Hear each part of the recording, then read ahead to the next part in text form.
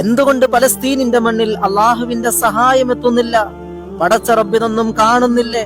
പിറന്ന നാടിനു വേണ്ടി, വിശ്വാസികളുടെ ആദ്യ ഖിബലയായ മസ്ജിദുൽ അഖ്സയുടെ വിമോചനത്തിന് വേണ്ടി പോരാടുന്ന പലസ്തീന് മക്കളെ എന്തുകൊണ്ട് അള്ളാഹു സഹായിക്കുന്നില്ല? ദിനവും പിഞ്ചു കുഞ്ഞുങ്ങളുടെ ചേതനയേറ്റ ശരീരങ്ങൾ, സ്ത്രീകളും കുട്ടികളുമടക്കം ഇസ്രായേലി പട്ടാളത്തിന്റെ വെടിക്കോപ്പുകൾക്കും മിസൈലുകൾക്കും ഇരയായി പിടയുന്ന പ്രിയപ്പെട്ടവർ. കണ്ണീരിൽ കുതിർന്ന വിശ്വാസികൾ തേടുന്നു, എന്തുകൊണ്ട് മോചനം ലഭിക്കുന്നില്ല? പടച്ച റബ്ബ് പരിശുദ്ധപ്പെടുത്തിയ മസ്ജിദുൽ അഖ്സ വരെ വിശ്വാസികൾക്ക് വിലക്കേർപ്പെടുത്തിയില്ലേ? എന്റെ പ്രിയപ്പെട്ടവരെ, സമുദായം ഒരുപാട് ബുദ്ധിമുട്ടിച്ച് പ്രയാസപ്പെട്ട പ്രവാചകനോട് അള്ളാഹു പറയുന്നുണ്ട്, വലാ തഹ്സബന്നല്ലാഹ ഗാഫിലൻ അമ്മാ യഅമലുൽ ളാലിമൂൻ. അക്രമകാരികളുടെ അക്രമങ്ങളിൽ അള്ളാഹു അശ്രദ്ധമാണ്, കാണുന്നില്ലെന്ന് വിചാരിക്കുകയാണോ? വിചാരിക്കരുത് പ്രവാചകരെ. ഇന്നമാ യുഅഖിറുഹും ലിയൗമിൻ തശ്ഖസു ഫീഹിൽ അബ്സാർ. അവർക്കൊരു ദിവസം വരാനുണ്ട്, അന്നത്തേക്ക് അവരെ പിന്തിപ്പിച്ചേക്കുവാണ് തങ്ങളെ. വലാകി യുഅഖിറുഹും ഇലാ അജലിൻ മുസമ്മ.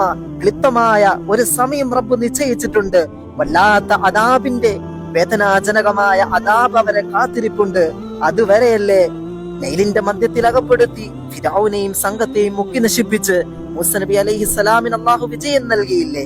ബദറിന്റെ രണഭൂമിയിൽ 3 ഇരട്ടി ശത്രുക്കളിൽ നിന്നും അള്ളാഹുവിന്റെ സഹായം നേരിൽ കണ്ട് വിശ്വാസികൾ വിജയത്തിന്റെ കൊടി പാറിച്ചില്ലേ? യഥാർത്ഥ